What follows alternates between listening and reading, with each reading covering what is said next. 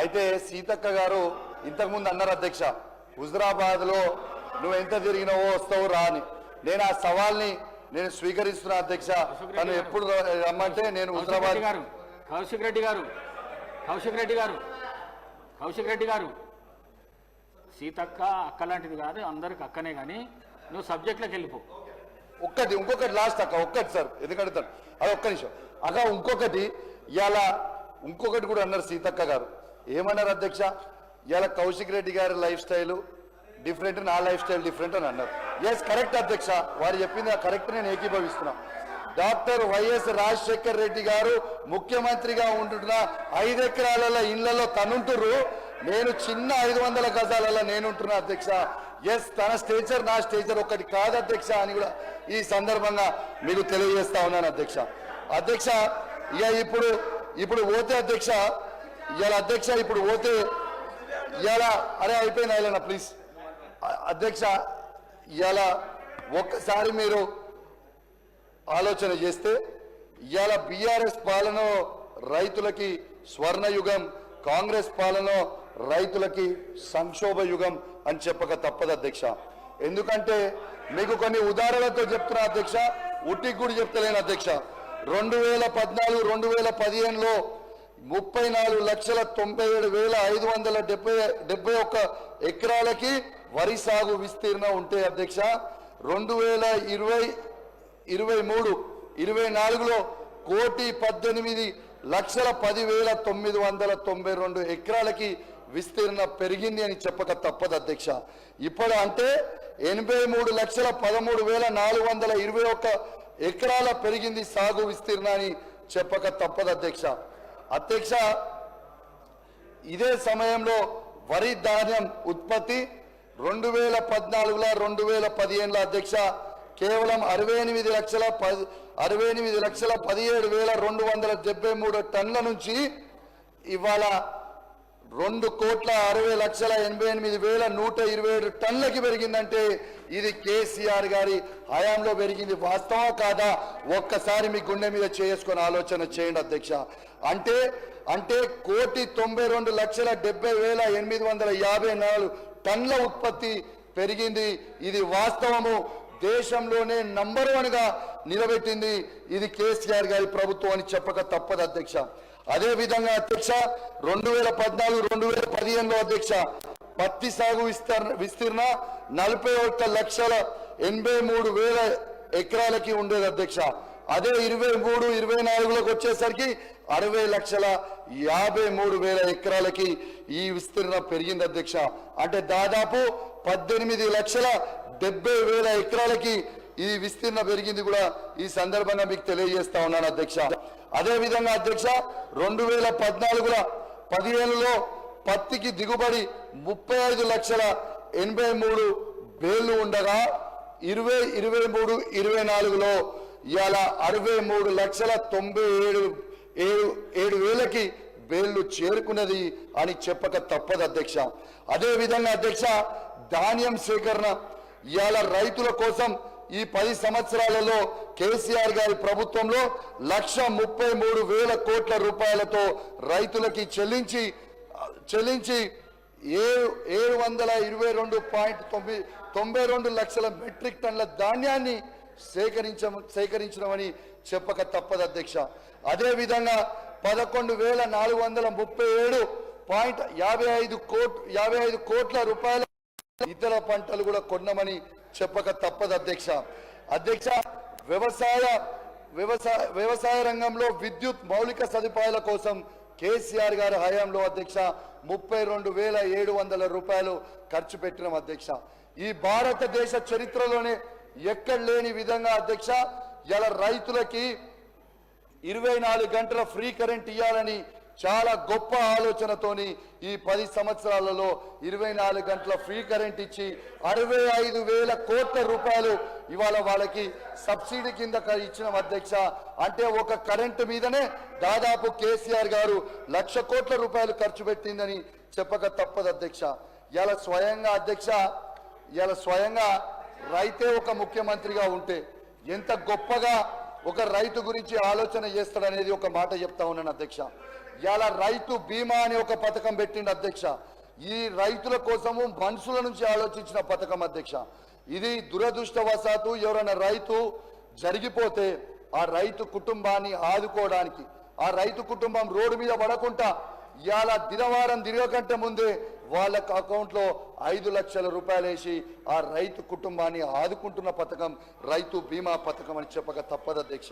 ఇవాళ దాదాపు ఈ 10 సంవత్సరాలలో అధ్యక్ష రైతు బీమా పథకం 1,0478 రైతు కుటుంబాలకి వేసినాం. అది 5,465 కోట్ల రూపాయలు ఖర్చు పెట్టి ఇచ్చినామని చెప్పక తప్పదు అధ్యక్ష.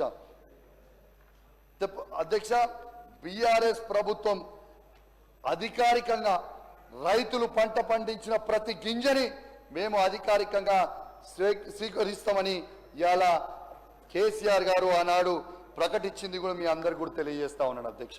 అధ్యక్ష, ఇంకోటి కూడా అధ్యక్ష, ఇవాళ యూరియా అధ్యక్ష, ఇవాళ యూరియా కూడా ఆనాడు అధ్యక్ష, ఆనాడు యూరియా బస్తాలు ఇచ్చే ఉంటే పంటల సీజన్ స్టార్ట్ కాకంటే ముందే ఇవాళ యూరియా బస్తాలు మేము రైతులకి అందించేది అధ్యక్ష.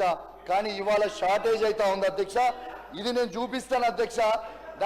నా హుజురాబాద్ కాన్స్టిట్యున్సీ వీణవంక మండలం చెల్లూరు గ్రామంలో అధ్యక్ష మీరు చూడొచ్చు, ఇవాళ యూరియా బస్సుల కోసము చెప్పులు లైన్లో పెట్టింది ఒక్కసారి మీరు చూడొచ్చు.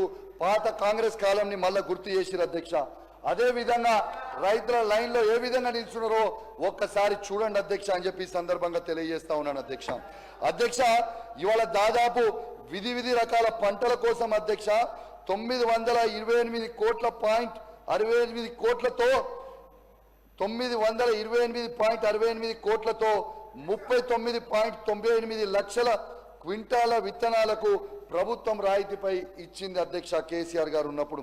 ఇవన్నీ నేను చెప్తుంది వాస్తవాలు, ఏవి కూడా ఉట్టిగా గాలి మాటలు మాట్లాడతలేనని కూడా మీ అందరికి కూడా తెలియజేస్తా ఉన్నాను అధ్యక్ష. ఇంకొకటి కూడా అధ్యక్ష, 2014లో 2015లో అధ్యక్ష ఇవాళ రైతుల తలసరి ఆదాయం కేవలం 1,12,162 రూపాయలు ఉండే అధ్యక్ష.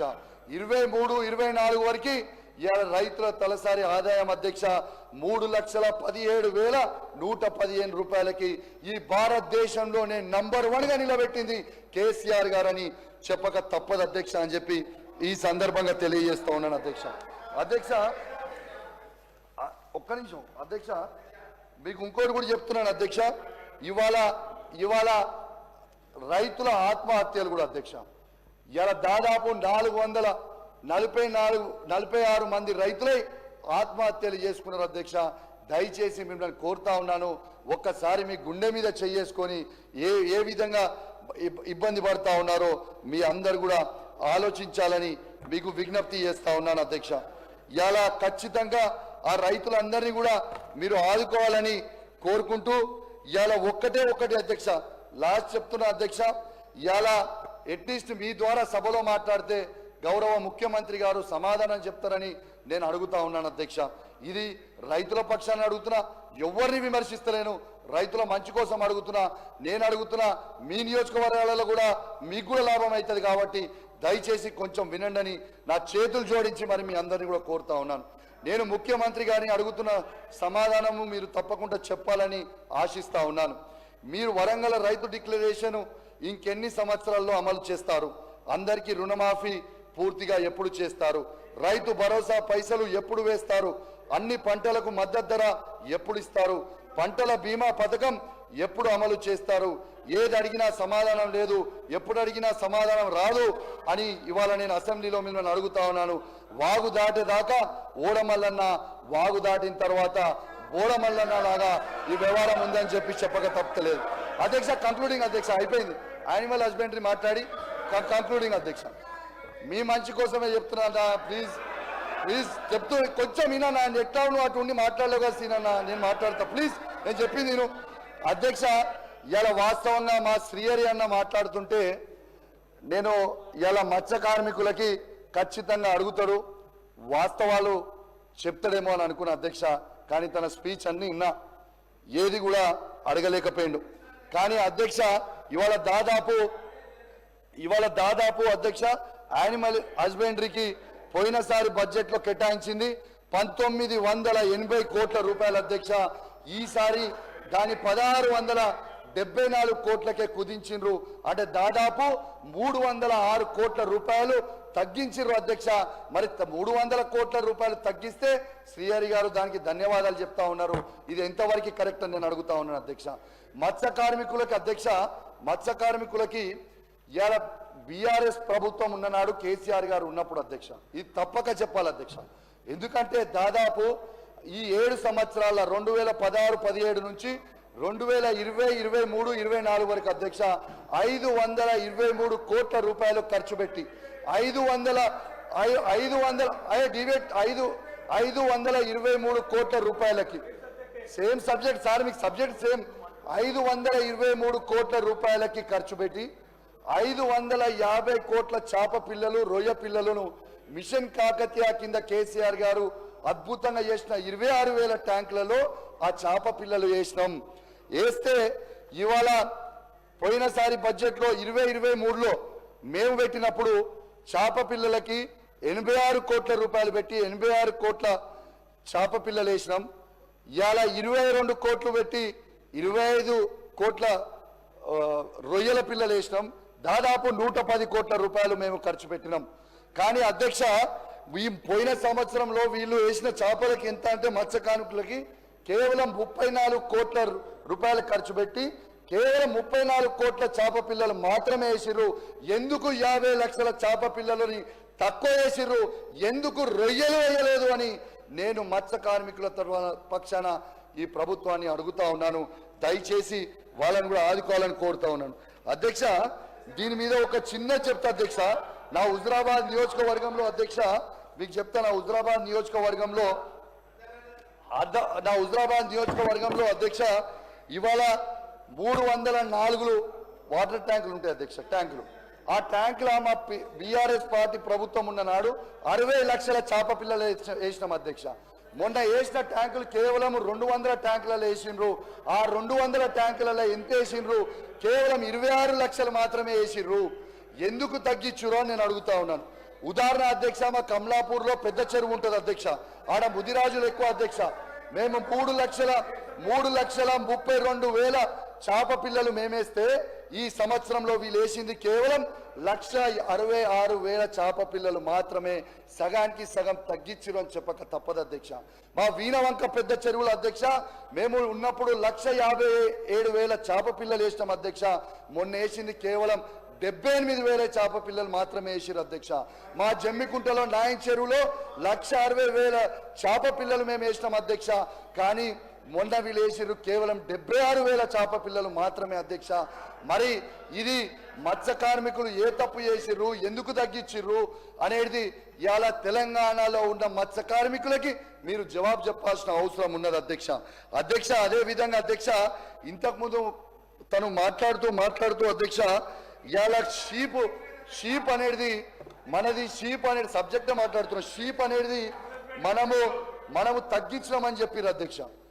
భారతదేశ చరిత్రలోనే యాదవ కురుమల సోదరుల కోసం కేసీఆర్ గారు ఎంత గొప్ప పథకం ఆలోచన చేశారంటే ఇలా దాదాపు 82,64,592 గొర్రెలని 3,93,552 మంది లబ్ధిదారులకి మేము పంచినాం అధ్యక్ష. తెలంగాణలో నంబర్ 1 దీంట్లో ఉత్పత్తి అయినాం. ఇది నేను చెప్పింది కాదు, ఇది మీ సోషల్ ఎకనామిక్ బుక్లో మీరు చెప్పిర్రు. మీరు చదువుకోకుండా మీరు లొల్లి పెడితే నేను ఏం చేయలేను. ఇవాళ దీని సబ్జెక్ట్లో ఇలా మీరు చూడండి, ఇలా భారతదేశంకే 25% కాంట్రిబ్యూషన్ ఇవాళ తెలంగాణ నుంచి ఉందని మీ సోషో ఎకనామిక్ బుక్ లో మీరే పెట్టిరని చెప్పి తెలియజేస్తూ ఇది చూపిస్తా ఉన్నానని తెలియజేస్తూ మరియు మీరు ఇంత అవకాశం ఇచ్చినందుకు ప్రత్యేకంగా ధన్యవాదాలు తెలియజేస్తూ. కానీ అధ్యక్ష ఒక్క నిమిషం మా శ్రీధర్ అన్న గారు ఇప్పుడు వచ్చారు కాబట్టి శ్రీధర్ అన్న గారు కూడా అద్భుతంగా ఫస్ట్ నుంచి నాకు మంచిగా సహకరించింది కాబట్టి మా శ్రీధర్ అన్నకు కూడా నేను ప్రత్యేకంగా ధన్యవాదాలు తెలియజేస్తా ఉన్నాను ఇవాళ ఈ అవకాశం ఇచ్చినందుకు. కానీ అధ్యక్ష థ్యాంక్ యూ వెరీ మచ్ నాకు ఈ అవకాశం ఇచ్చినందుకు. ఇంటరప్ట్ చేయకుండా మీరు కూడా ఇచ్చినందుకు చాలా ధన్యవాదాలు. కానీ నేను మాట్లాడినప్పుడు అధ్యక్ష కౌశిక్ రెడ్డి ఒక్కరు మాట్లాడితేనే సీతక్క 2 సార్లు లేస్తుంది, ఆదిశీనన్ ఒకసారి లేస్తాడు, ఐలన్న ఒకసారి లేస్తాడు. ఎందుకు అధ్యక్ష అని చెప్పి తెలియజేస్తూ మరి అవకాశం ఇచ్చినందుకు నాకు ధన్యవాదాలు.